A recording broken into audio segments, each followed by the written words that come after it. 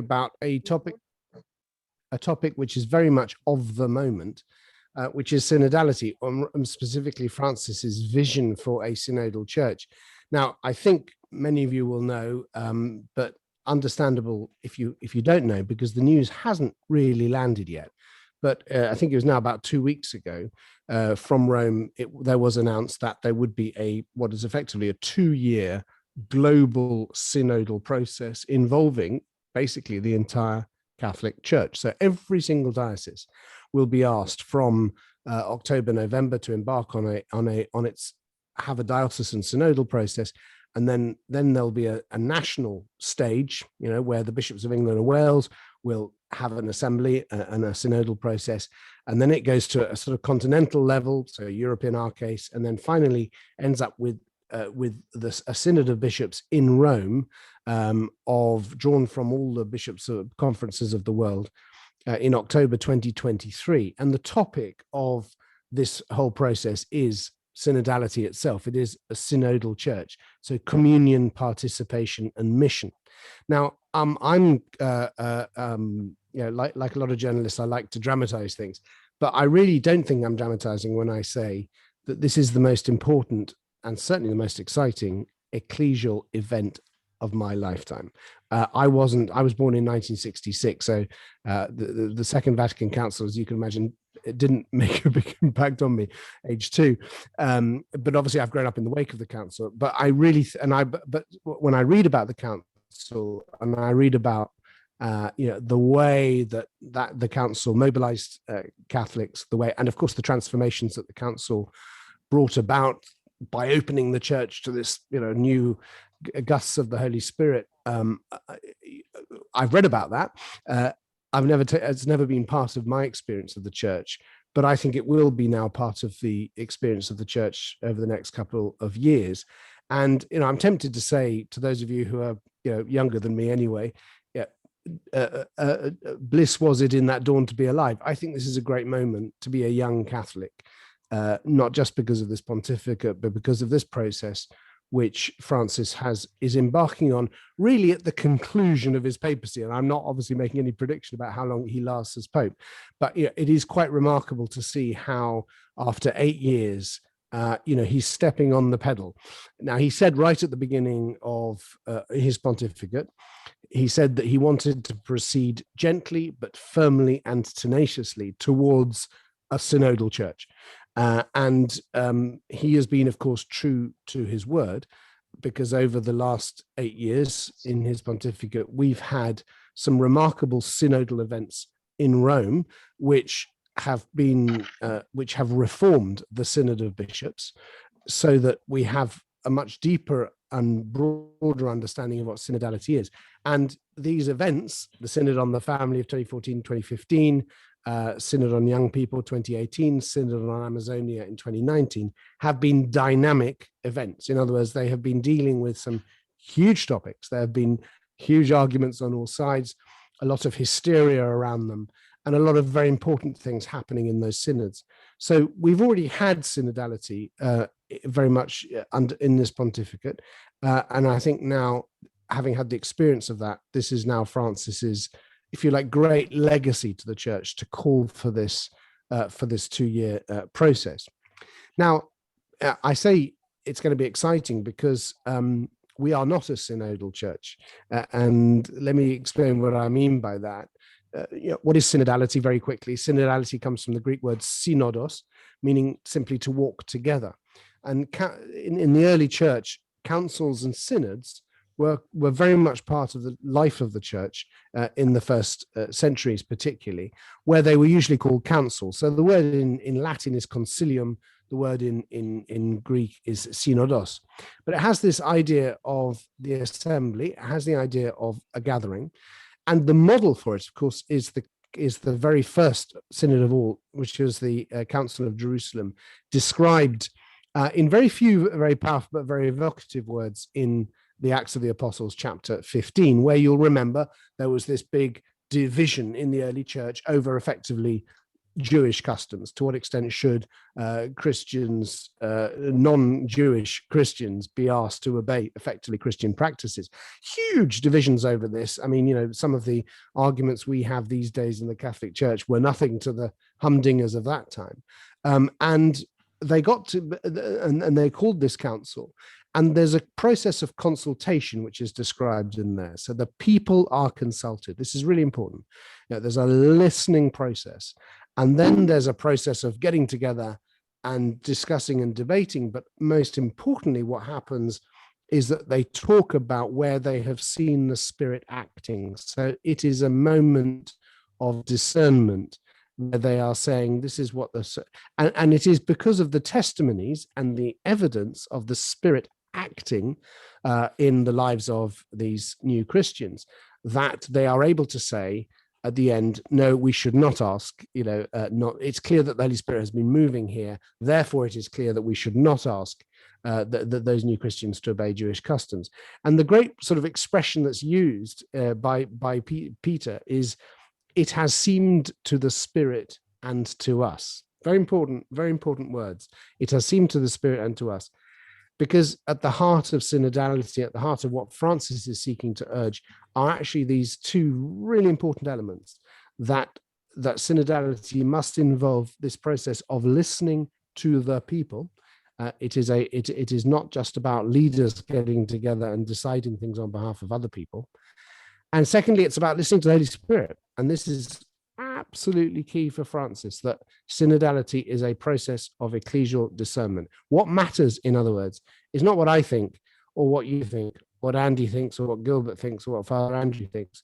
What matters is that we express ourselves honestly and we discuss, but we listen out for what the Holy Spirit is saying to us through the experiences and the accounts and the arguments, indeed, of others. And in that way, we allow the Spirit to act and to work. So Francis has been deeply convinced for a long time, for reasons I will explain in a minute, that synodality is what God is calling the church to embrace at this time. And he said this in almost exactly these words in his great speech of October the 17th, 2015, when he stood up and he gave what is, I think, one of the most important speeches, certainly one of the longest of his pontificate, in which he, with the whole sort of synod of bishops there assembled for the Synod on the Family, and marking the 50th anniversary of the reinstitution of the Synod by Paul VI, he talked about synodality as a constitutive dimension of the church. In other words, it's at the heart of who we are as a church. This is the very DNA of Catholicism. And he said, this is what God expects of the church of the third millennium. Now, when a pope says this is what God expects, this is what the Holy Spirit is saying, they're really some of the strongest words that a pope can ever use. Whether or not this is said in an authoritative encyclical, this is a very, very deep-seated discernment on the part of Francis. So he's convinced of this. At a very deep level, that this is where we need to move towards. And when he says synodality is a constitutive dimension of being Catholic, what he means is that the church is essentially synodal. Now, if I ask you, or you ask people in the parish, how is the church governed? You're probably going to get somebody saying, well, you've got the Pope at the top, who is elected by the cardinals. The cardinals are appointed by the Pope. The Pope appoints bishops, bishops appoint priests, blah, blah, blah. And right at the bottom, here we are, the ordinary faithful. And basically, that's how the church is governed, as a sort of hierarchy. And the assumption is, and this is certainly a cultural assumption about the church, that it operates on a command and control structure. In other words, it's not a democracy. It's basically an authoritarian hierarchy. And this impression has been given very sadly because, in fact, the church for many centuries has come to look like an imperial monarchy. I mean, the trappings and the modes of being of the church for many centuries were borrowed from this model. Obviously, the Roman Empire, Constantine, I mean, this isn't the moment to give church history, but, the early centuries of the church, the Middle Ages, then we have the early modern period where the church is often attacked by states and takes on many of the characteristics of states in response, and so on and so on. But finally, what we have in Vatican II is a rejection of that imperial monarchic model and a search for, and I say search for because I don't think it's fully spelled out, but a search for another way of being church, which really belongs to much more to the essence of the early church, which for practical purposes we'll call synodality. And a big part of that is to say that the church is not simply an institution, but is the people of God, in that famous phrase of Lumen Gentium. So that in many ways, and this is how Francis puts it, really the hierarchy of the church should be understood as an inverted pyramid, so that the hierarchy, because ultimately we're talking here about the model of power as service, governance as service, yeah? So that all ministry is service. And if you like, the Pope is the servant of the servants of God. Yeah, the Pope serves. And that the people of God, in a way, is the church is firstly the people of God. Ecclesia, the very word church, ecclesia, means a gathering of the people. So that what separates the Pope and the bishops and the clergy and the religious and the lay people is not a distinction of superiority, and it's not a distinction of holiness. It's not a distinction of good looks or intelligence or anything else. It's a difference of function. Although we know many good-looking, holy, and intelligent clergy, it's not automatic, as we also know. So that there is this. So we have to understand here that this is a difference of function, and this is important because when we talk about a synodal church, what is the opposite of a synodal church? The opposite of a synodal church really is a clerical church, or a clericalist church, I should probably say, a centralist, authoritarian, clericalist church on that whole command and control, pay, pray, and obey model, which was thrown into Vatican II. So we've been shifting in the last, in the decades, 50 years since Vatican II. There's been this taking on this search for this other way of being church, which, and of course, we had the Synod of Bishops, which fell into disuse for many centuries, being restored as part of the post-conciliar reforms. And yet, for many years, and I speak from some experience here, in reporting on the Synod of Bishops in Rome, the Synod was in Rome, and I'm talking about under John Paul II and under Benedict, was a very important place for bishops to gather and experience communion with each other. No question, and very good things came out of many, many synods, but they were not synods in this deeper sense that Francis understands it. They did not involve a consultation of the people of God, although there was usually a preparatory period. And they were very strictly kind of controlled from Rome. They never really were about changing anything. They were about reaffirming doctrines and so on. So what Francis has done with the Synod is to transform it. He's taken the Synod of Bishops in Rome and he's turned it into something else, something much more dynamic, a model of genuine ecclesial discernment, which begins with the consultation of the people of God and which involves the people of God in a whole load of different ways. And before I go back to that, where his model is coming from this is Latin America, because and forgive me if you already know this, but a key thing to understand about this Pope and this pontificate is that Pope Francis, as Cardinal Archbishop of Buenos Aires, was the chief redactor in May 2007 of the document which came out of the meeting of Aparecida in Brazil of the Latin American Episcopate. I'm sorry, I'm saying all this too quickly, aren't I? So the Latin American bishops gathered in Aparecida in Brazil in May 2007 for the first time in 25 years. And they gathered to do this huge Signs of the Times discernment. And Aparecida is absolutely key to understanding this pontificate, to understanding the election of Pope Francis, to understanding everything about Francis. Because Aparecida was the expression of a synodal church. The Latin American church is the only church in the world, and remember that Latin America has, a good half of the world's Catholics, that has developed instruments and mechanisms of synodality, because they've had this instrument called CELAM, which is the Latin American Episcopal Council, and they've had these great meetings, Puebla and Medellin, Puebla, Santo Domingo, and then the fifth one was Aparecida. Now, why does all this matter? Because Aparecida was prepared over many years by lots of gatherings of the church across Latin America, studies and all kinds of things. It was amazingly well prepared. But the really important thing about Aparecida is what happened there. And three things are really, really important to understand about what happened at Aparecida. First of all, they carried out a diagnosis, or a reading, I should say, of the signs of the times with a pastoral hermeneutics. I'll explain what I mean by that. They looked at what was happening in the world, and they looked with the eyes of the Good Shepherd.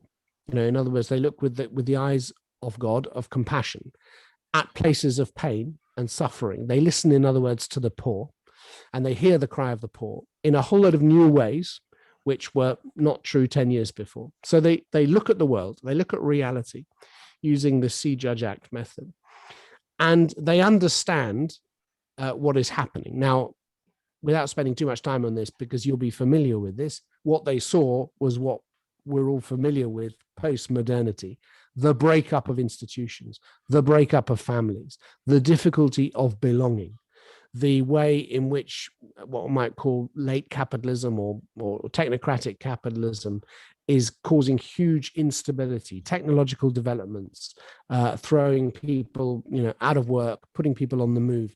All of this having the effect of making it very hard to belong to each other, to belong to institutions, and so on. Now, the startling thing about this analysis was not the analysis itself, because, as I say, many other people have done that analysis. The really great thing that the bishops did there was that they then said to themselves, what are the implications for us as a church? How do we evangelize in this context? And more importantly, what is the Holy Spirit saying to us? How are we being invited by the Holy Spirit to change in order to offer the gospel in this changed context, what they call the cambio de época, the change of era, this new era, this epochal shift that we're going through. Now, what matters about this, and this is really important to understand about synodality, is that they began with the question, what is the Holy Spirit saying to us? Right? They did not begin by lamenting and condemning. Now, this is really important, because the reaction to change so often in our church, and this has been particularly true in the rich Western church, the response to secularization, relativism, modernity, all the things that we're used to, de-Christianization, has been a kind of angry defensiveness, lamenting and condemning society, lamenting the transformations, basically a kind of rather grim-faced defensiveness, which, if you know discernment of spirits, clearly lacks the spirit, because where the spirit is, we have something different. Now, in Aparecida, they didn't lament and condemn, they discerned and reformed. So instead of lamenting and condemning, they chose to discern. What is the Holy Spirit saying to us? Okay, and then the third most important thing that they did was that as a result of this discernment, they saw how the church needed to change in order to offer the gospel in this renewed context. And from that flowed this document, the program. It became known as the Continental Mission. And all of this I've described in my book, Wounded Shepherd. If you're interested, I have a whole chapter on this. And they implemented it in very, very interesting ways in Latin America and Buenos Aires and so on. But here's the important thing, is that there was this dynamic vigor, missionary vigor, as a result of this meeting. And actually, it was a Pentecost experience. And I don't mean that just as a metaphor. The bishops went into Aparecida overwhelmed by the changes and the threats and the challenges, and quite divided among themselves in ways that we're quite familiar with in our church, divisions between left and right, conservatives, progressives. But in the course of those 2 weeks, a transformation occurred, and they came together around this vision of a missionary pastoral church, which is rather than go into it, basically, it's Evangelii Gaudium. Evangelii Gaudium is Aparecida rewritten for the universal church. So merciful, joyful, missionary, with a whole new focus on. Okay. So if you like, the keynotes of the Francis pontificate were born there in Aparecida. And you cannot understand what Francis has been seeking to do as Pope without understanding this Pentecost experience in Aparecida, which I want to suggest, and I have been saying this and nobody's yet contradicted me, is the most thorough and important discernment process that the church has undertaken anywhere in the world in the last decades, and there is nothing else out there. There is nothing that compares to the depth of discernment of Aparecida, which is why I'm convinced that the church, the center of the church, if you like, changed as a result of Aparecida. It took a few more years. Benedict stepped down. We have Francis's election, and now Latin America has become the source church for the universal church in the way that Europe was for many centuries. Before Europe, it was, the Near East. There's always a dynamic source for the church in any given era. Now it's Latin America. So I'm convinced that Aparecida will be, in many ways, the lodestar, if I can use that word, for the future papacies, for this generation. Okay, that's a little by the by. But the important thing to understand here is that Francis has not just been implementing a program, because Aparecida is more than simply a program.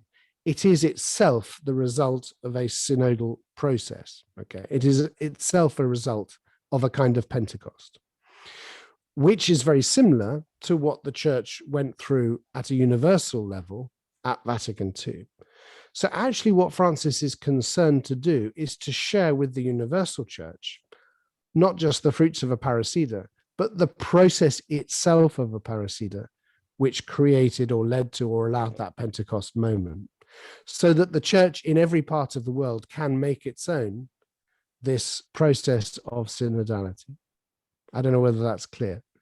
So to understand the Francis Pontificate, not just as a program, but the fruit of a process which Francis wants very much to share. So there are two distinctive elements about the Aparecida synodal process, which I've already mentioned them, but I want to dig into deeper because they are really essential to understand what is true or authentic synodality, because there are many different understandings of what a synod is. Right now, for example, in Germany, there's something called the Synodal Weg, the synodal way, which has been quite heavily criticized from Rome and in gentle but firm terms by Pope Francis, because it's essentially an assembly of intellectuals, of theologians, looking at how the church needs to change. Yeah, it has involved no consultation of the people of God, and it is not, as far as anybody can tell, a process of discernment. They're not starting with the question, what is the Holy Spirit asking of the church in Germany? They're saying, we start with the problem, which is church structures have to change. Okay, so this is really important because a synod leads to change, of course, but change is not the reason that a synod begins. In other words, you don't get together to say, how does the church need to change? The first question you need to ask in a synod is, what is the Holy Spirit saying to us through the signs of the times? So the two key elements here is the involvement. Well, the first is the involvement of the people of God, the listening to the Spirit through the experience of the people of God. One very positive and interesting synodal process going on at the moment is in Australia, inspired directly by Francis's 2015 speech, and it's called the Plenary Council, and it's had a very sort of difficult start because of COVID. But basically, the initial process was, 200,000 people all getting together and then asking this question, what is the Holy Spirit saying to the church in Australia? And Archbishop Mark Coleridge, the president of the Bishops' Conference there, says, it was a complete mess. You ask 200,000 people what the Holy Spirit is saying, but he says, in the mess is the process. And this is very much a Francis approach too. So there's this process of, asking people, discussing, where does the Holy Spirit say? And from that, somehow we begin to understand where the Spirit is speaking. So the presence of the people of God is a key element. The second, and the consultation of the people of God. The second key element is what I've already described as a pastoral lens or hermeneutic. In other words, to look out on the world and see reality as it is. And to ask yourself, where is the Spirit speaking to us in the pain and the longing? When God looks at the world, he doesn't. When Jesus, when the incarnation happens, where does Jesus go? He does not go to give long lectures, in Jerusalem. He goes to Galilee, to places of pain and suffering. That's what God does. That's what the dynamic of the mercy of God is. So a synod begins with that, looking at the places of pain. And then the third element, which I've already mentioned, is the presence of the Holy Spirit. So this is all about listening to the Spirit. It's all about hearing what the Spirit has to say. And you can see in so many of Francis's speeches and comments, how exasperated he often is. And in Let Us Dream, he gets, how hard it is for people to grasp that this is about the Holy Spirit. He said at the beginning of the Amazonia Synod in October 2019, we've come here, he said, to contemplate, to comprehend, to serve the peoples. And we do so by taking a synodal path. We do as a synod, not at round tables, not in conferences and further discussions. We do so as a synod, because a synod is not a parliament. It is not a debating parlor. It is not demonstrating who has more power in the media or more power on the web in order to impose some idea or plan. Synod means walking together under the inspiration and the guidance of the Holy Spirit. The Holy Spirit is the prime actor of the synod. Please let us not drive him from the hall. And he's come back to this time and time again. This is not about a competition between, and this is the other problem with the German synod, conservatives and progressives battling it out, who has the best. This is not ultimately a debate about ideas. And I know this is a difficult thing to say to a university group. This is about, Francis famously says, we debate ideas, but we discern situations, right? God is present, the Holy Spirit is present in the reality of human experience. And ideas are good, but ideas are means. They are not, we don't, so the purpose is to listen to the Spirit. So in our book, which was published, well, it's his book really, but I helped him put it together, Let Us Dream, which was published last December. He describes this, he describes synodality as being about allowing for this action of the Holy Spirit, which he describes very vividly in the book in a way I think he's never done before, using the metaphor of overflow. So in Spanish, I say this for Nico, desborde, or if you're Italian, traboccamento. So it's actually the idea of the banks of a river overflowing its own, a river overflowing its own banks. And this is particularly true when in context of tension, of disagreement, of conflict. What can often happen is a resolution which happens, as it were, from the outside. In other words, it's something that isn't necessarily expected and which will appear to those present as being a kind of a miracle. So it feels like, wow, this really feels anointed. Just like in that original Council of Jerusalem, there's this extraordinary moment where they go, yeah, okay, we see what the Spirit is saying, and we all come together around this. Now, this desborde or overflow moments is typical of the action of the Spirit. It's typical of the way God acts. It's typical of the action of a merciful God. But Francis is saying that, and we talked a lot in the book about why that sometimes is blocked. What makes that very difficult, and what makes it difficult is people basically going in with a very ideological approach or a very political approach, where effectively you drive out the possibility of discernment. But interestingly, he says on page 82, he says that the synod experience isn't just about these breakthroughs. What he says is this: the synod experience allows us to walk together, not just in spite of our differences, but seeking the truth and taking on the richness of the polar tensions at stake.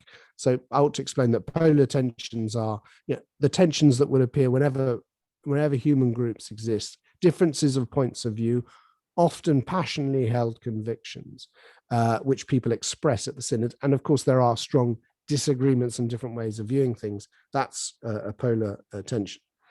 Many breakthroughs have happened in councils and assemblies throughout the church's history, says Francis. But what matters most is that harmony that enables us to move forward together on the same path, even with all our shades of difference. Okay, so that actually it is It is the harmonization, it is the process of communion that occurs through a synod, which is what really matters. And he goes on to say, and who would disagree with this synodal approach is something our world badly needs now. Rather than seeking confrontation, declaring war with each side, hoping to defeat the other, we need processes that allow differences to be expressed and heard and left to mature in such a way that we can walk together without needing to destroy anyone, as he puts it. This is hard work, he says. It needs patience and commitment, above all, to each other. Lasting peace is about creating and maintaining processes of mutual listening. We build a people not with the weapons of war, but in the productive tension of walking together. So a lot of what he says in here and what he said elsewhere is about learning to be a synodal church, is about learning to live in tension and the tension of those differences with each other. Now, this is something that the church, and again, I don't think what I'm saying here is controversial. This is something that our church badly needs right now. I have never known in my lifetime the church so divided between different points of view, liberals, conservatives. Just look at what's happening right now in the US church and the US bishops and their extraordinary divisions. So where you have deep divisions and polarization, you have a problem, because the church is the Church of Jesus Christ, called together by the Holy Spirit. And when we are divided, and I don't mean when we disagree, when we are at war with each other, when we adopt campaigns in order to try and defeat the other, then we have a problem. And sadly, that is what happens an awful lot. So walking together in expectation of or hoping for these overflow moments. But that's not just what it's about. It's not just about resolving certain questions. It's also about learning to hear each other and grow together in as a reconciled diversity, to use an expression of his. Now, this is a very thing that Francis is very fond of saying. Where the Spirit unites us, it unites us, he unites us, she unites us in our differences. Okay. So in other words, we do not abandon our differences in order to come together, because through the Spirit is a kind of, to use a Latin phrase, a complexio oppositorum. It allows opposites to coexist and to come together, right? And that's why the church is able to be such a gloriously, sometimes frustratingly, diverse place, spread across the world, across so many different cultures, because it has the Holy Spirit at its heart, which allows these differences to come together, to be reconciled, but as I say, not eradicated. So he says, where you have uniformity or the drive to uniformity, that is not of the Spirit, but nor is of the Spirit when we have differences and deep disagreements, and we all kind of go, well, it doesn't matter, you have your view and I have my view, and that's indifference, and that's to fail to respect the tension of the moment. Now, I know I'm running out of time, so I just want to just very quickly flag up a few things in the book which he says are important about what a synod and what a synod is and what a synod isn't. Page 85, he is talking about what is not synodal, and I think I've already mentioned that. It's not a parliament. It's not a place where one party seeks to win out over another, and where there are differences that are debated and discussed, and there isn't an overflow, there isn't a reconciliation. Well, you leave it. You don't move ahead, and this is really important to understand, because the Pope considers himself. He's not a dictator who says what's going to happen. He's listening to the Spirit. Where he sees the Spirit bringing about that consensus, as Pope, he will feel obliged to act and to implement it. But when he sees the polarizations deepening, then he will say, that's not of the Spirit. And this is exactly what happened in the Amazonia Synod. There was a more than 2/3 majority in favor of the ordination of married men in the Amazonian region. And Francis, in his post-synodal apostolic exhortation, simply sidestepped it and said, no, we're not going there, because what I saw at the Synod was a deepening division on this issue. That is not of the Spirit. Meanwhile, what the Spirit was saying to us in the Synod was women, lay ministries, So in other words, it's about discernment and about listening out for that. And then there are a whole series of temptations and actions which seek to undermine synodality, which are discussed in the book, which are all temptations to polarize and to use the media, to use mechanisms of power and persuasion to try and win an argument. All of this makes discernment extremely difficult. And a lot of the kind of the fun and the interest and the action around the synods in Rome, in the family and the Amazonia, was this crazy goings on in the media with different conservative groups. This makes discernment extremely difficult, that noise. And so partly Francis has sought to protect the synod from that. And another very interesting thing he says, and I want to kind of almost leave it at this point, is talking about the Amazonia Synod.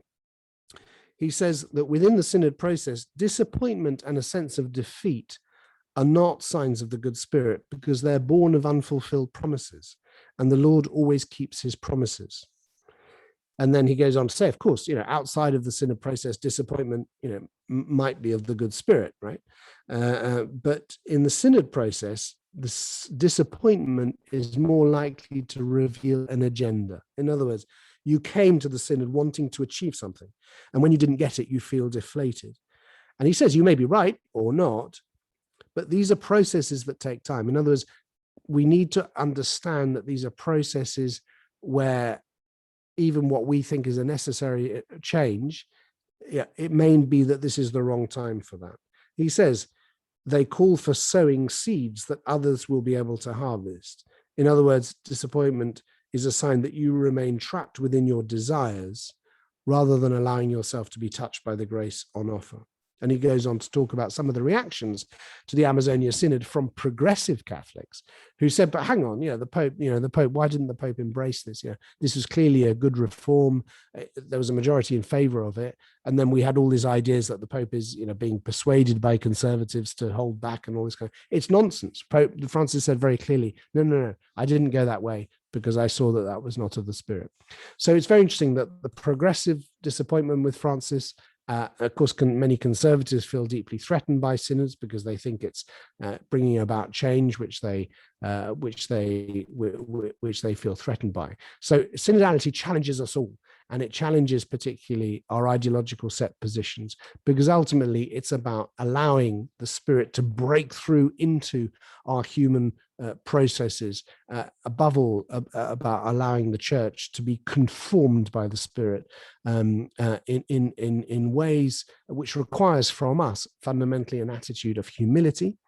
We don't know the answers, and an attitude of openness, what he calls in the book incomplete thought. In other words, we can think things, we can believe things, but we always have to leave room at the end to allow the Spirit to speak to us, to open up new ways of thinking, to open up new horizons, new ways of being, which we might not have conceived. And this is the great gift of the Spirit in the Synod. This is the great grace on offer, the grace of overflow, which is what ultimately allows us to come together as a church and to give witness to the gospel in our time, in a world, of course, that is deeply fractured, polarized, and very much in need of the kind of unity that the Spirit is offering us in the church. Thank you.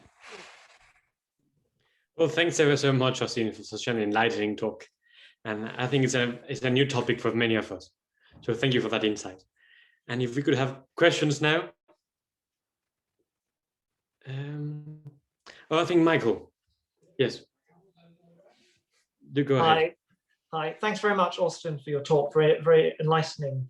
I recognize on the one hand that this synodal process that Pope Francis wants to take the church through is very new. It's very hopefully potentially invigorating and badly needed by the church. At the same time, I wonder what you would say about, is there any profit in also reflecting for a moment on how the church, in our own individual and often local experiences, is actually already synodal? Maybe that's a way of extending that olive branch to those who are fearful of change. When you asked that question in the start of your talk, if you ask people who governs the church and the kind of answer they would give, well, that's fair enough. But maybe part of the problem that we sometimes have is our very narrow focus on the word governance, taken in a very, very narrow and strict sense. But I guarantee you, if you asked your so-called average or ordinary man or woman in the pew, not that question, but something like, who in your experience makes the church tick? Sorry, that's a very inelegant question, but I guarantee you few people will say their bishop, Some will say their parish priest. Many, I will say my mother. Many would point to people in the parish, ordinary lay people in inverted commas. So maybe the church is already synodal, at least in some embryonic piecemeal form. And let's not, well, let's first of all not reinvent the wheel, and let's also build bridges where we can. What would you say to that? Well, so I mean, the point about who makes the church tick, whose testimony, whose life really matters in the life of the church, whose witness. Your mother. We can all think of people. It is the ordinary people of God, the faithful, and that's why Francis is saying that actually synodality is about the church at every level, including its leaders, listening to what the Spirit is doing through the lives of ordinary people. And this is really, really important. If it becomes simply an elite thing, then it becomes an abstraction, because actually, Christian life is lived in the ordinary lives of ordinary people. Our parishes at the moment synodal? Well, of course, great parishes, good parishes, already have these elements of synodality. They're places, in other words, where people are respectfully listened to, where there is dialogue, where there is discernment. Of course, then those elements are there. I think, and I think that's great. And I agree that we could, and I hope that one of the things that this global process turns up are examples of precisely what you're talking about, because I think this has to be lived at a local level. But I think overall I would not share the view that the church is already synodal at any level in particular. I think it's something that we're just learning to do, and it's something that you start off saying it's new. Well, it's new and yet it's not, and of course it's about recovering something that we've lost.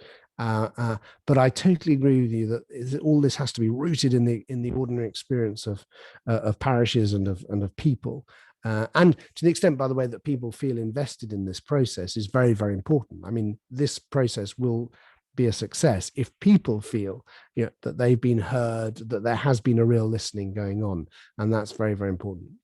Thank you.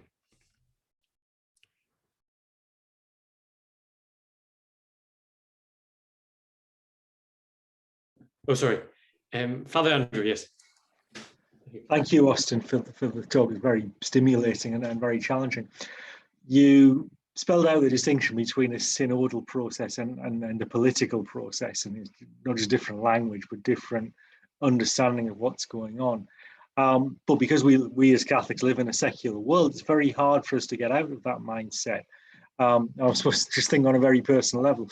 If I'm going to be asked to take part in a synodal process within our parish, diocese, and so on, it will be quite difficult for me personally to get out of the mindset of, well, here's my views, and I'm going to make the case for those views and convince a majority of people, and then the church will have to do what I perceive to be right. It almost feels as if there needs to be a prior process of formation to help us to get into that mindset, to understand the process. I mean, I think you described very clearly what to some extent went wrong in Amazonia.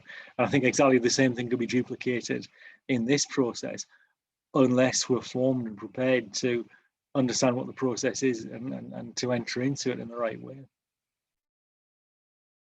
To be honest, my first reaction when I heard the announcement, my very first reaction was, we're not ready for this, which is very much kind of what you're saying. I mean, we didn't know how to do this. But then my second thought was, which is what everybody kind of who knows synodality says about it, is that you have to do it to learn it. In other words, it can't be taught. Now, having said that, I think actually the guidance coming out of Rome, which hasn't yet been published, will be very, very important, because I think Rome will set the parameters and give the guidance for how this should be done. And I hope, and I think it will contain a lot of what I've been speaking about.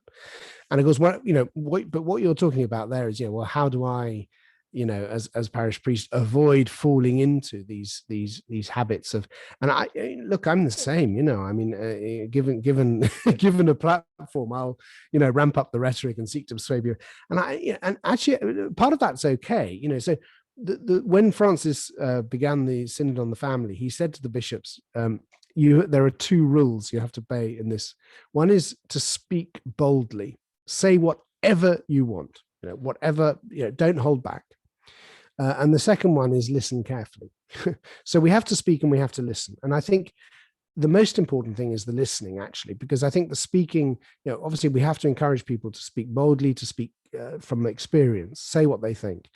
But the real art is going to be, as we listen to all those different people doing that, are we able to hear movements, right? And I think that's harder for people because, people get invested in their position and their emotions get up. We all know what that's like, and you don't hear, do you?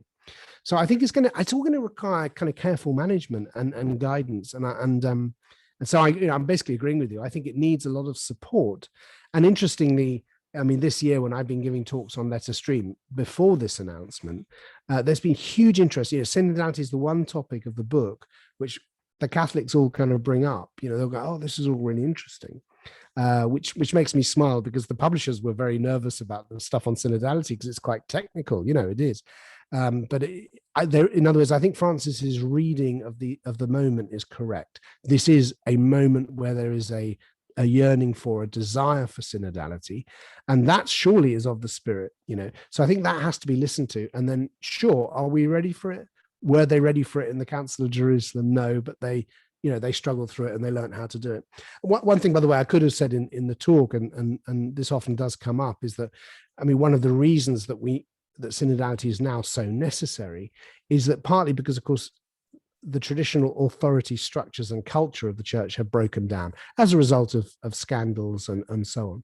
So in a way, there's a need also for a new kind of authority, which is the authority envisaged by Vatican II. And I think so, therefore, to some extent, the bishops, simply by letting go and saying, say what you think, speak to us, is in itself a huge shift, which I think will have dramatic consequences.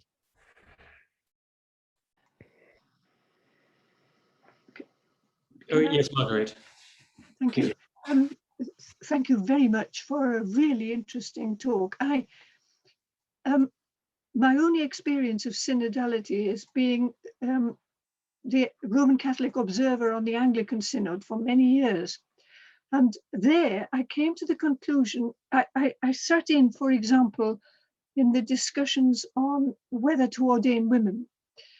And I came to the conclusion in the end that the parliamentary model, which is what they have, really it doesn't work unless you believe that the synod is inspired by the Holy Spirit, which was clearly not the case with a lot of people present.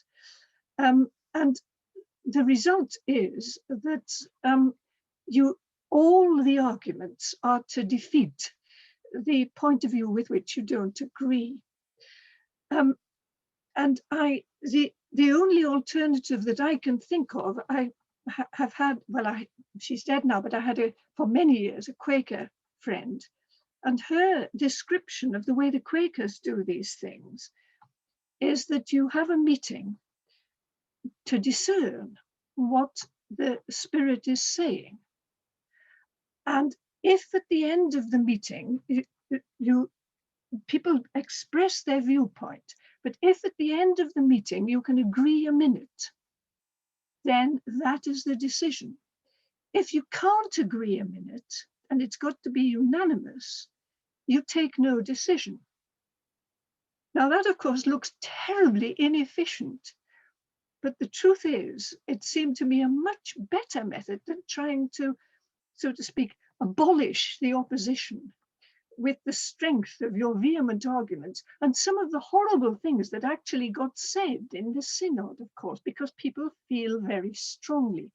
So I think part of what has to be thought about is the actual rules of engagement, if you like. What are the rules for argument?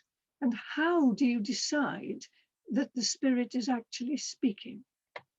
Well, thank you, Margaret. That's absolutely fascinating. And I've heard this from, I mean, I've been to a couple of Anglican Synod meetings, and it's an incredibly elegant parliament, isn't it? I mean, it's, everybody's incredibly, although there's a huge amount of politicking, nasty politicking goes on, but ultimately it's a parliament. So if you can get a majority in all three houses, bishops, clergy, and laity, then your motion is passed. Yes. So in that sense, it is a parliamentary model because ultimately the majority decides. Now, in the Catholic synodal model, at least as developed by Francis, it is a consultative process. In other words, actually what's happening is that the people of God is assembling to enable a discernment to take place, which is essentially advising the Pope, who is the chief discerner. Okay, so that the power of governance, the decision-making power, ultimately always rests with the Pope. And it's interesting because Francis is often seen as a sort of decentralizer and somebody who's not an authoritarian. And yet I think he takes extremely seriously the command, that Jesus gives to Peter. You are the rock, and you are the rock.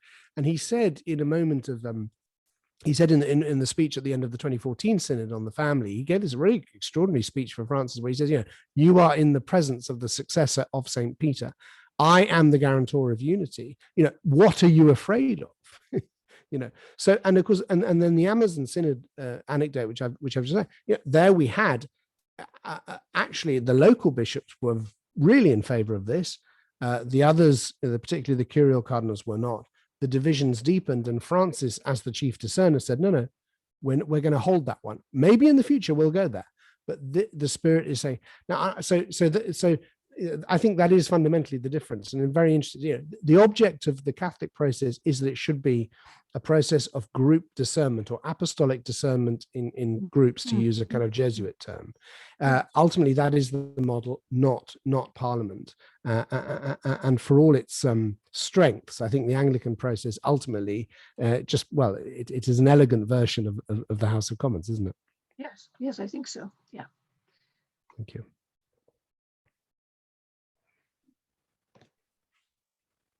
Great.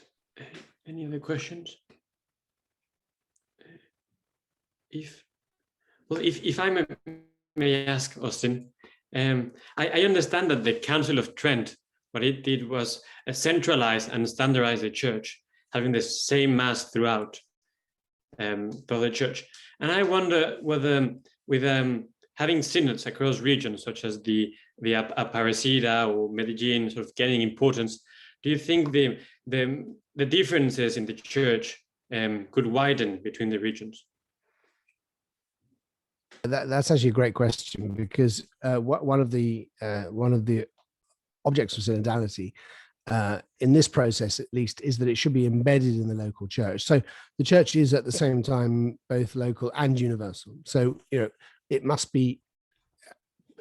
respond to the culture and the time in which it is in any given place. At the same time, it is part of a universal communion, and it has to manage the tension between those two.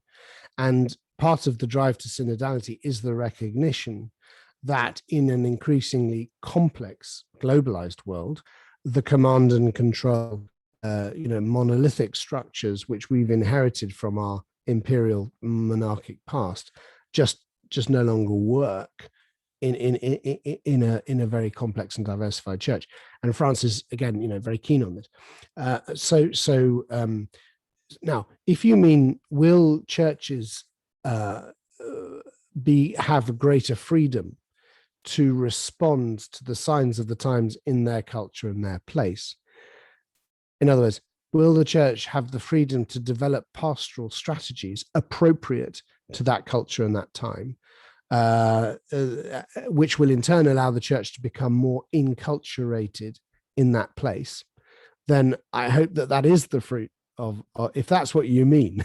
In other words, if we have greater differences, then I think that's great, that's good, as long as they are differences that are reconciled in the global, universal church. Now, that's one of the questions that the German synodal process has raised, because they want to discuss all these questions, which are really universal church questions. And of course, they know they can't decide those things. So what they want to do is they want to, tell Rome, this is what the German church thinks and so on. Well, that approach, I think, is only likely to deepen divisions. So again, it's how we go about it. I think if we go about it in the way that Francis wants us to, listening to the people of God, the pastoral missionary lens, scrutinizing the signs of the times, listening to the Spirit through, and then the discernment. I think if we do those things, then I think we will have churches that are more locally, have more freedom locally to decide on pastoral questions, but at the same time be still in communion and be possibly a more unified church. In fact, surely unity, overall unity, is the fruit of this synodal process. A more unified church, able to live in difference, is, I think, possibly one of the great fruits of this. Absolutely. Thank you, Austen. And do we have maybe a final question? Yes, Simon. Yeah, I found this really interesting, and thank you, Austen. Just one thing, because I live in Poland, and of course the German synodal way is the primary example of this kind of approach. And like conservatives in Polish church begin to shiver when they hear synodal way in a German kind of vision. And am I right that in your talk there is a difference between the Francis vision of the synodal way and the German one? So it will be more like So is there a difference between the Francis approach and the German approach? Absolutely, there is, and it's the one I was saying. In other words, that Francis' approach to synodality, consultation of the people of God. You begin with the question, what is the Holy Spirit asking of the church? And you don't beg the question. See, what the German process did was, you probably know that the result, this Synodal Ivereigh was the product of research done by 3 universities into the causes of the German clerical sex abuse crisis. And that report was absolutely devastating about governance issues and all sorts of other questions. So the German bishops responded by saying, well, we have to respond to these criticisms. So we create these mechanisms, this forum, which has 230 people who are looking at 4 different questions: sexuality, ministry, power, that kind of thing. And, of course, getting together and circulating endless academic papers about the reforms that they want to see. Well, Francis warned them in a very important letter in 2019 against that, because that's not a synod. Now, in fact, it isn't a synod. So this is very important to understand. The Synodal Ivereigh is not a canonical synod. It is not recognized as a synod by the church, unlike the Plenary Council in Australia, which is a canon. I mean, in canon law, there is such a thing as a plenary council. Okay, so I totally understand what you mean, that for the Poles, the German thing is their idea of what synodality is. But I often joke to say, if you go into this process saying, either we want to be like the Germans or we mustn't be like the Germans, then you've probably got it wrong. In other words, what you need to embrace is the authentic understanding of synodality, which Francis has been trying patiently to teach us. And I think Poland is a good example, actually, if I may say, of a church which badly needs synodality, precisely because of the crisis of authority of the Polish hierarchy after all the scandals. Absolutely. Well, thanks so much for joining us tonight, Austen, and thanks for your enlightenment. My pleasure, Nico. You can visit us at Durham very soon in person. I would like that. Thank you all for listening so patiently, and good luck. Thank you, everyone. Good night. Thanks for joining us. Bye-bye now. Bye-bye. Thanks. Thank you. Bye-bye.